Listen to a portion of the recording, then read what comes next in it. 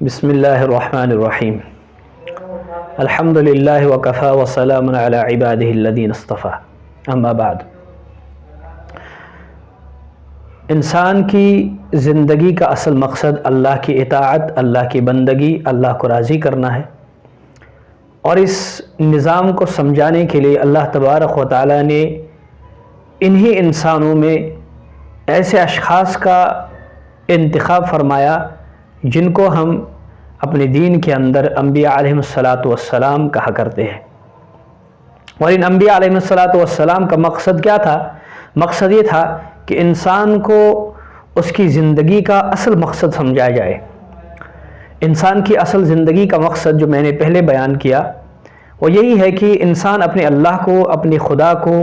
اپنے بنانے والے کو پہچاننے والا بن جائے۔ تو اس نظام کو سمجھانے کے لیے اللہ تبارک و تعالی نے تقریباً 1,24,000 کم و بیش اتنے انبیاء علیہ السلام کا جو نظام چلایا، اس سے پتہ یہ چلتا ہے کہ ایک انسان اللہ کے نزدیک کتنا قیمتی ہے۔ لیکن ایک انسان اللہ کے نزدیک قیمتی کب بن سکتا ہے؟ جب اس کے اندر یہ خیال ہو کہ میری زندگی کا مقصد کیا ہے۔ تو زندگی کا مقصد ہے اللہ کو راضی کرنا، اور راضی کرنے کا جو طریقہ اللہ نے بتلایا وہ انبیاء علیہ السلام کی تعلیمات ہے۔ اور انبیاء علیہ السلام اللہ کے ایسے بندے ہوا کرتے تھے کہ جو بالکل صاف شفاف ہر اعتبار سے، چاہے معاشرے کے اندر ان کو دیکھنا چاہتے ہو تو بالکل صاف اور 100% اس معاشرے کے اندر وہ بالکل صاف نظر آئیں گے۔ چاہے آپ عبادت کے لحاظ سے دیکھ لیں تو عبادت کے اعتبار سے بھی بالکل صاف شفاف اور 100% اس میں کامیاب نظر آئیں گے، یا دنیا کے جس بھی شعبے میں، جس بھی ڈپارٹمنٹ میں آپ کو رہنمائی اور رہبری چاہیے تو انبیاء علیہ السلام کا طریقہ یہ ہوا کرتا تھا کہ اپنے زمانے کے اعتبار سے جو ان کے شعبہ جات ہوا کرتے تھے لوگوں کے، ان کو ان شعبہ جات میں رہبری اور رہنمائی فرمایا کرتے تھے۔ تو پیغمبر علیہ السلام کا یہ سلسلہ جب انقطاع اس کا ہوا، یعنی جب یہ ختم ہوا، یہ سلسلہ اینڈ جب ان کا ہوا، تو حضرت رسول اکرم صلی اللہ علیہ وسلم اس امت کے اور قیامت تک آنے والے ہر انسان کے لیے نبی ہے۔ اب ان کی تعلیمات کی خصوصیت یہ ہے کہ جو بھی شعبہ، جو بھی ڈپارٹمنٹ آپ کو ضرورت ہے اس میں اصول دیے گئے ہیں۔ اب ایک انسان مثلا آج کے دور میں، آج کا ہی دن مان لے کہ آج کے دن میں ہمارے جو طلباء تھے 12th کلاس کے، یعنی 12ویں کلاس کے جو اسٹوڈنٹ تھے، ان کا رزلٹ سامنے آیا۔ اب اس رزلٹ کو جب انہوں نے دیکھا اپنی آنکھوں سے، یا جب اس کو کسی جگہ سے بھی سنا، کوئی بھی سورس جو ان کے پاس ہو، انٹرنیٹ ہو یا گیزٹ وغیرہ ہو، رزلٹ کا جس بھی سورس سے انہوں نے سنا، تو جس بچے کے، جس بہن کے، جس بھائی کے نمبرات اچھے آ گئے، اب اس کو خوشی کا اظہار تو کرنا ہی پڑے گا،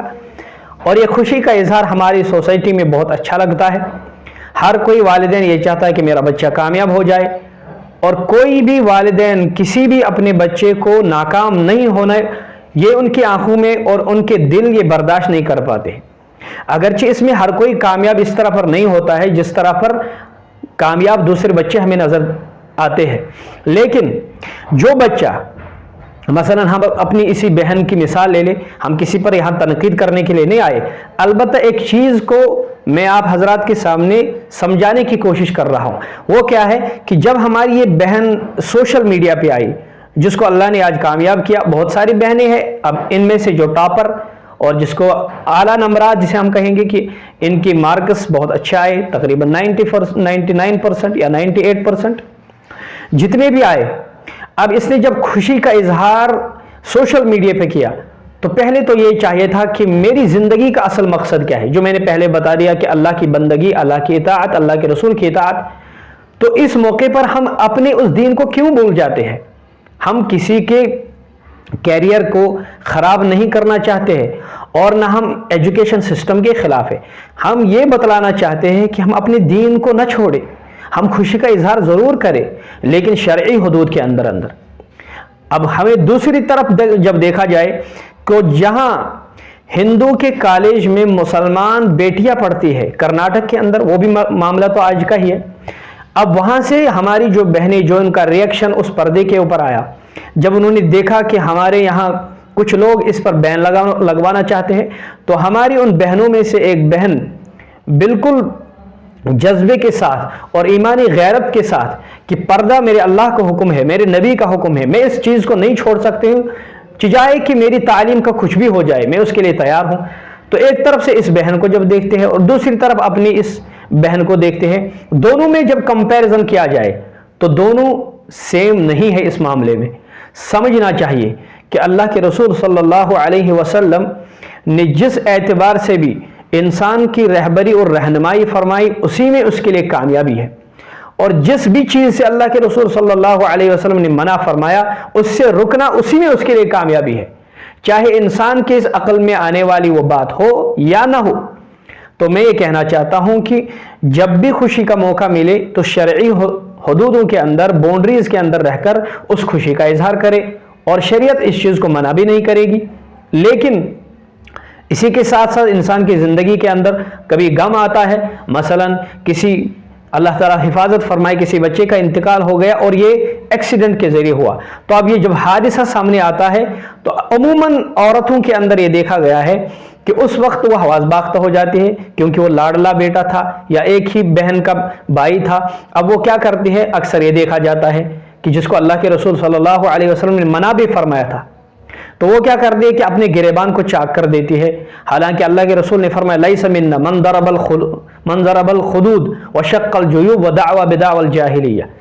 کہ جو عورت اپنی گریبان کو چاک دے، اپنے چہرے پر تماچا مارے یا جاہلوں کے جاہلانہ باتیں کہے، اللہ تعالیٰ ان چیزوں سے ہم سب کی حفاظت فرمائے، تو ان کو فرمائے کہ آپ میرے طریقے پر نہیں ہو۔ تو مقصد کیا ہے میرے طریقے پر نہ ہو؟ میرے طریقے پر نہ ہونے کا مقصد ہے کہ جس تعلیم کے ساتھ اللہ کے رسول صلی اللہ علیہ وسلم آپ کے پاس آئے ہیں، وہ تعلیم لے کر